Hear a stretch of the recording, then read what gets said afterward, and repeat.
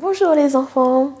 Alors j'ai décidé, étant donné qu'on nous a demandé de continuer à faire la classe comme si qu'on y était, d'avancer sur les apprentissages de mathématiques. Donc je vous avais dit que je donnerais des exercices d'entraînement à vous parents, mais étant donné que la situation pourrait durer encore longtemps, on ne peut pas passer notre temps à faire des entraînements, donc il faut qu'on continue à apprendre de nouvelles notions. Aujourd'hui, on va donc apprendre la monnaie. Donc on a déjà fait un petit peu quelques travaux dans la classe sur la monnaie, les enfants, avec quelques petits problèmes, avec juste des petites quantités. Là, on va faire des quantités un peu plus grandes, puisqu'on a commencé à apprendre les nombres un peu plus grands, qui sont donc supérieurs à 10. Donc, aujourd'hui, la monnaie. Donc la monnaie, il existe deux types de monnaie.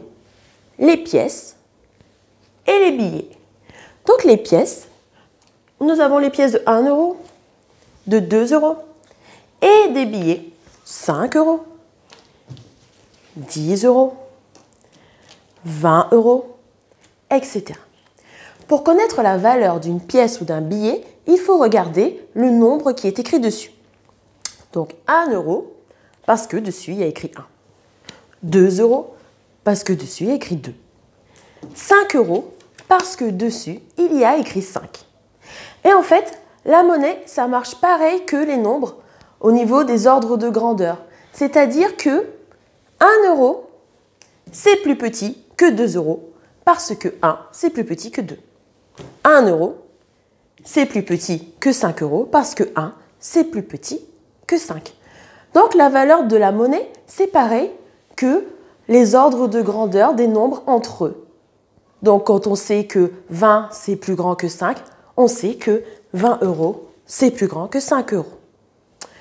Maintenant, je vais vous laisser un peu de temps avec vos papas et vos mamans pour prendre dans votre fichier la petite planche où les billets se trouvent. Donc là, dans mon fichier, j'ai retiré déjà, mais dans votre fichier de nombres et calculs, les parents, vous prenez le fichier avec vos enfants, à l'arrière du fichier, donc vous avez des petites étiquettes à détacher et vous trouverez les étiquettes nombres et billets.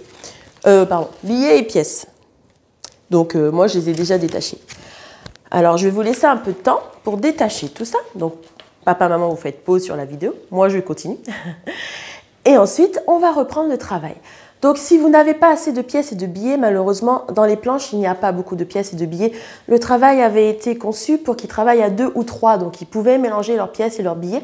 Et dans tous les cas, dans la classe, j'en ai beaucoup plus des pièces et des billets. Malheureusement, peut-être que vous n'en avez pas assez. Dans ces cas-là, vous prenez des bouts de papier et vous écrivez les valeurs dessus.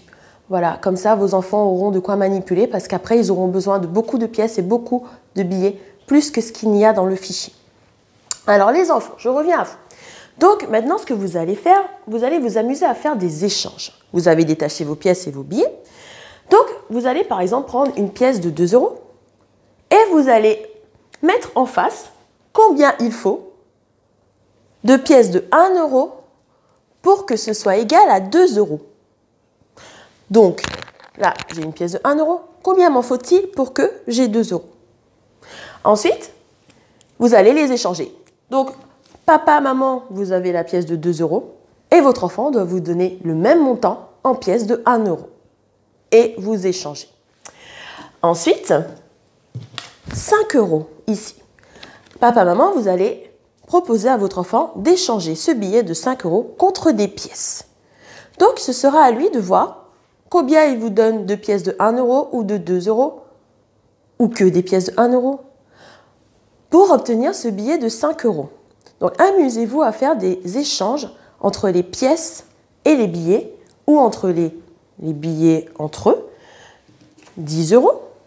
Combien est-ce que tu vas me donner de billets de 5 euros pour obtenir ce billet de 10 euros?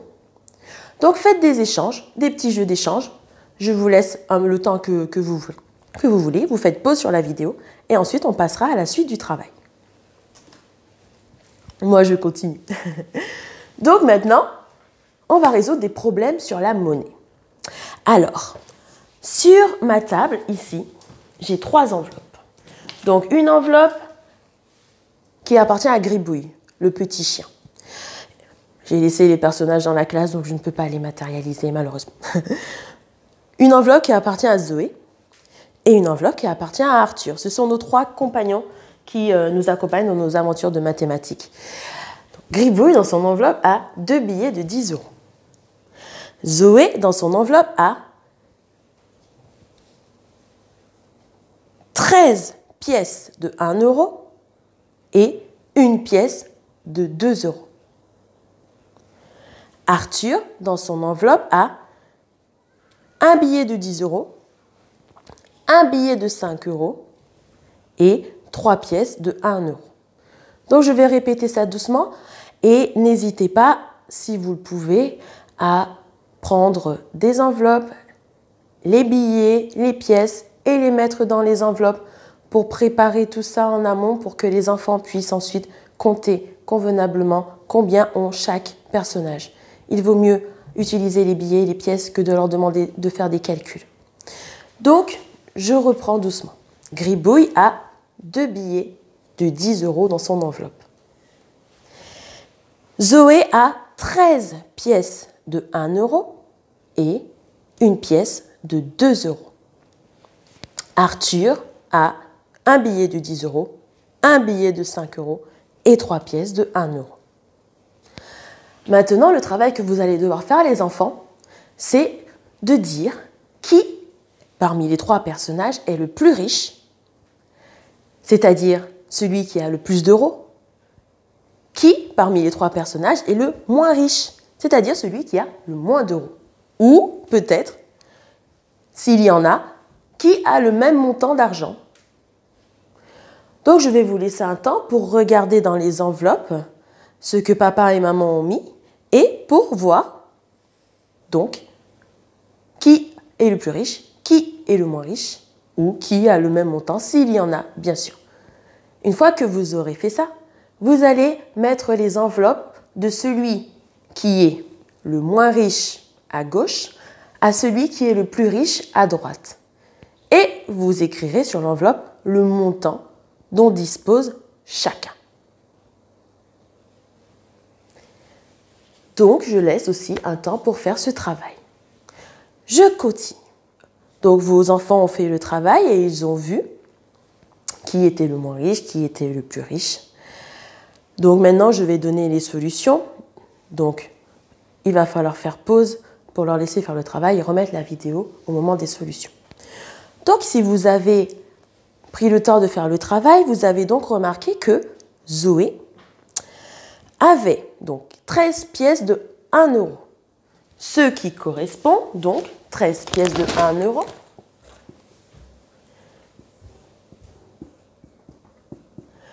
à un montant de 13 euros. Et elle avait une pièce de 2 euros, ce qui correspond à un montant de 2 euros. Donc, Zoé a en tout, dans son enveloppe, 15 euros. Donc, si vous avez trouvé ça, vous êtes champion. Bravo. Maintenant, on va regarder Arthur. Alors, Arthur, lui, dans son enveloppe, il a un billet de 10 euros, ce qui correspond à 10 euros. Il a un billet de 5 euros, ce qui correspond à 5 euros, et 3 pièces de 1 euro, ce qui correspond à 3 euros. Donc maintenant, si l'on calcule tout ça, 10 plus 5, c'est égal à 15, plus 3, égale 18 euros. Donc Arthur avait 18 euros dans son enveloppe. Maintenant, Gribouille. Alors, Gribouille, hop, lui, il avait 2 billets de 10 euros. Donc, 10 euros 2 fois. 10 plus 10, on le sait déjà puisqu'on l'a appris, c'est égal à 20. Donc, Gribouille a 20 € dans son enveloppe. Donc, normalement, vous avez dû placer les enveloppes comme cela, de gauche à droite. Zoé était donc la moins riche avec 13 €. Arthur au milieu avec 18 € et Gribouille le plus riche avec 20 €. Donc j'espère que vous ne vous êtes pas fait avoir en pensant que Zoé était la plus riche parce que vous voyez beaucoup de petites pièces sur son enveloppe. Être riche et avoir beaucoup d'argent, ça ne veut pas dire avoir un gros porte-monnaie. Ça veut dire avoir beaucoup de valeur dans son porte-monnaie.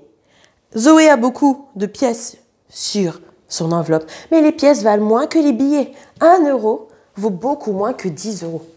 1 € c'est 9 € de moins que 10. 10 est plus petit que 1.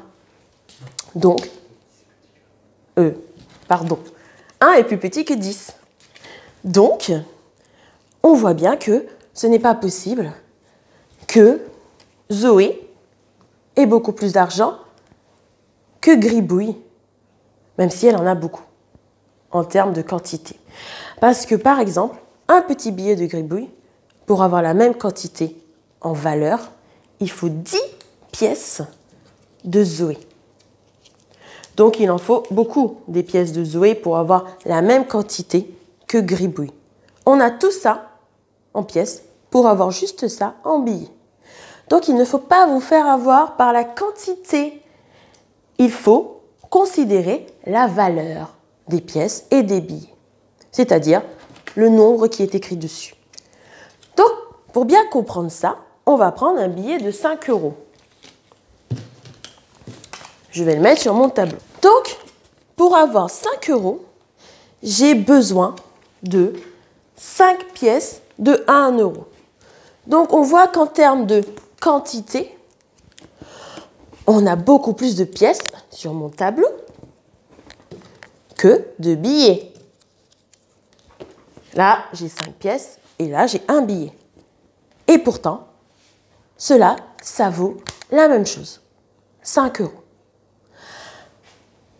Autre manière d'obtenir 5 €, on peut avoir, donc, j'ai dit 5 pièces de 1 €, ou alors on peut avoir une pièce de 2 €, 2 pièces de 2 €, hop, et une pièce de 1 €. Ça, c'est également égal à 5 €. Ce que nous devons retenir aujourd'hui, au niveau de la monnaie, il existe les pièces, il existe les billets. Pour connaître la valeur d'une pièce et d'un billet, il faut regarder le nombre qui se trouve dessus. Et les ordres de grandeur, c'est pareil que les nombres qui n'ont pas de valeur. Donc, 5, c'est plus grand que 1. 5 €, c'est plus grand que 1 €. On doit également retenir que ce n'est pas parce qu'on a beaucoup de pièces en quantité, comme Zoé qui en avait en tout donc 13 pièces de 1 € plus une pièce de 2 €, donc en tout elle avait 14 pièces. Ce n'est pas parce qu'on a beaucoup en quantité qu'on a beaucoup d'argent, que ça vaut beaucoup. Parce que ce qui compte avec la monnaie, c'est le montant, c'est la valeur du billet ou de la pièce. Et on peut aussi se souvenir que on peut avoir la même valeur avec soit des billets, soit des pièces. Les combinaisons peuvent être infinies selon les montants qu'il peut y avoir. Maintenant, ce que vous allez faire pour continuer juste un tout petit peu le travail, c'est dire à vos parents si vous connaissez d'autres billets ou d'autres pièces qui peuvent exister au niveau de la monnaie. Ça, c'est juste un petit complément. Pour là, aujourd'hui, la monnaie, c'est terminé. Donc après, je vais continuer sur Educartable à mettre le travail d'entraînement à faire pour asseoir les notions sur la monnaie dans l'esprit de vos enfants. Au revoir, à bientôt.